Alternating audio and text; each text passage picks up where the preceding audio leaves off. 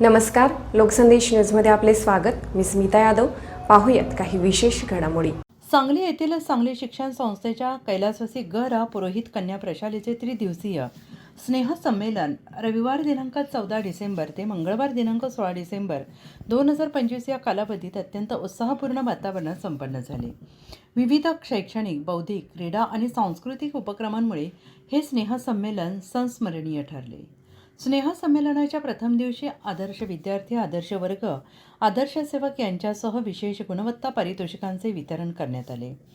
आणि याच दिवशी इयत्ता 5वी ते 7वीच्या विद्यार्थ्यांनी तयार केलेल्या संतवाणी या हस्तलिखिताचे प्रकाशन छत्रपती संभाजीनगर येथील पोलीस उपायुक्त माननीय शर्मिष्ठा वालावलकर यांच्या शुभ हस्ते करण्यात आले. या कार्यक्रमाच्या अध्यक्षस्थानी सांगली शिक्षण संस्थेचे संचालक माननीय ॲडव्होकेट पी जी कुलकर्णी उपस्थित होते. द्वितीय दिवशी बौद्धिक आणि शारीरिक स्पर्धांचे पारितोषिक वितरण संपन्न झाले आणि यावेळी इयत्ता 8वी ते 10वीच्या विद्यार्थ्यांनी तयार केलेल्या वैज्ञानिक हस्तलिखिताचे प्रकाशन माननीय doctor Tejaswini Jadhav, senior lecturer, शासकीय निवासी महिला तंत्रनिकेतन तासगाव यांच्या हस्ते झाले. या कार्यक्रमाचे अध्यक्षस्थान सांगली शिक्षण संस्थेचे उपाध्यक्ष माननीय श्री विजय उर्फ हरिहर लक्ष्मण भिडे यांनी भूषवले. तृतीय दिवशी वार्षिक गुणवंता पारितोषिक वितरण सोहळा पार पडला. प्रमुख पाहुण्या म्हणून माननीय सौ प्रज्ञा वाडेकर, सहयोगी प्राध्यापिका उपस्थित होत्या.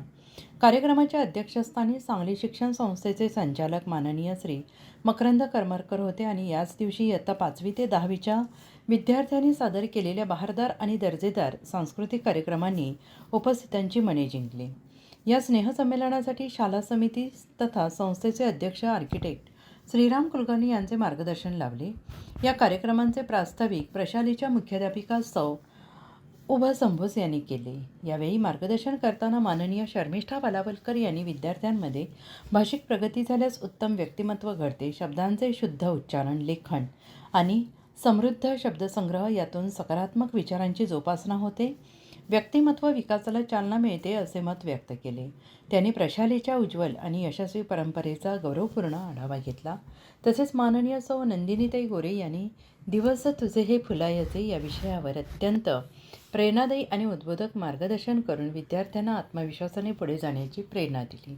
सर्व कार्यक्रमांचे आभार प्रदर्शन उपमुख्याध्यापक सुभाष सावंत आणि पर्यवेक्षक दिलीप सकपाळ यांनी केले. यशस्वी आयोजनामुळे पुरोहित कन्या प्रशालेचे स्नेहसंमेलन विद्यार्थ्यांच्या सर्वांगीण विकासाचे उत्तम उदाहरण ठरले.